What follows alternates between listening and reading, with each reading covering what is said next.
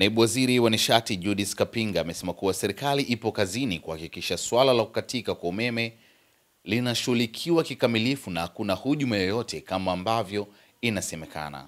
Naibu Waziri Kapinga amesema hayo wakati akijibu swali la mwananchi wa kijiji cha Masimba, kata Tongo, wilayani Muheza, mkoani Tanga, kuhusu kukatika kwa umeme kijijini hapo. Naibu Waziri, kuna tatizo moja. Sisi tayari umeme unawaka lakini unakatakata. Kuna nini? Maana kwenye kiangazi maji ni kidogo, lakini maji ni mengi, lakini unakatakata. Ndio hayo. Wangu mzee wale pale alisema huu umeme japo umefika unakatika sana. Na mimi kweli nakubaliana na yeye. Umeme unakatika. Na ni kwa sababu tunapitia kipindi cha mgao wa umeme.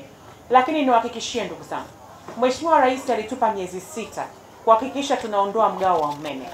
Tupo kazini kwa mipango ambayo tunayo. Tunategemea ndani ya miezi 6 hii tutakuwa tumeshaondoa mgao wa umeme kabisa. Miezi 6 inaisha mwezi wa 3.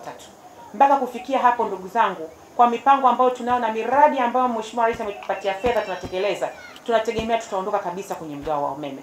Kwa kipindi hiki amesema mvua zinanyesha. Ni kweli mvua zinanyesha, lakini mvua zinanyesha tofauti kwa maeneo. Maeneo ambayo tunafanya uzalishaji wa umeme kwenye mabwawa yetu ya umeme, Kidatu, Kihansu, Mtera, ndio mvua zimeanza. Kwa hiyo tunategemea kadri ambavyo mvua zinaendelea kunyesha, maji yanavyoendelea kujaa pale, basi tutakuwa tumepunguza tatizo kwa kiasi kikubwa sana. Kwa hiyo naondoa shaka ndugu zangu. Hakuna hujuma inafanyika kama ambavyo inasema watu wanauza majenereta, watu sio wanauza sola. Hapana, serikali tupo kazini na tunaangaliza jicho kweli ndugu zangu. Kwa hiyo naondoa shaka, tunafanyia kazi matengenezo ya miundombinu yetu ili kuhakikisha tunawapa huduma bora na stahiki ya upatikanaji wa umeme ambao ni wa kudumu na ambao utawasaidia kwenye shughuli zenu za maendeleo. Mheshimiwa mbunge alipewa vitongoji 15 ambavyo yeye achague umeme uanzie wapi. Na kwa kweli cha kwanza kilikuwa Misajini. Kwa hiyo ni kuondoa shaka, ndani ya miezi 3 ijayo utaona mkandarasi Misajini. Ni kwamba tu taratibu hapa zinafuatwa, lakini tumeshakamilisha. Umeme utashuka Misajini mzee wangu. Ni kuondoe hofu. Nimekuja mimi mwenyewe na ninakuahidi mimi mwenyewe umeme Misajini utakuja. Lakini kipekee ni kushukuru sana mzee wangu mzee John kwa kuruhusu miti yako ikatwe ili kupitisha umeme hata kama wewe ulikuwa unufaiki.